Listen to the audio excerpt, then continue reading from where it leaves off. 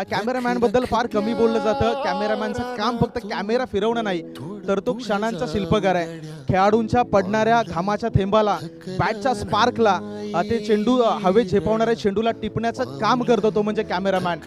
Cameraman जर पाहिलं तर त्याचा दिवस सुरू होतो सामना सुरू होण्यापूर्वी आणि सामना संपल्यानंतरही त्याचा दिवस संपत नाही.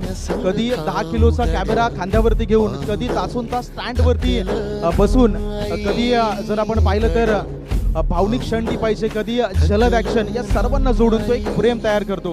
प्रेक्षकांना तेच दिसतं जे त्याला दाखवलं जातं, पण कॅमेरामॅनला ते दिसतं काय दाखवायचं आणि कधी दाखवायचं. कधी फलंदाजाचा आत्मविश्वास, कधी गोलंदाजाचा राग, कधी प्रेक्षकांचा जल्लोष, कधी अंपायरचा निर्णय, तर कधी हवेत झेपावणारा चेंडू. शेवटी मी एवढंच म्हणेन, खेळाडू धावा बनवतात पण फ्रेम बनवतो तो कॅमेरामॅन. खेळाडू स्टार होतात पण त्या स्टारला जगासमोर आणतो तो म्हणजे कॅमेरामॅन. आणि कॅमेरामॅन जरी प्रसिद्ध नसला तरी प्रसिद्धीचा प्रत्येक मार्ग हा कॅमेरामॅनकडून जात असतो. त्यामुळे टेनिस क्रिकेटमधील आमच्या सर्व कॅमेरामॅन्सला खूप खूप सॅल्यूट. आणि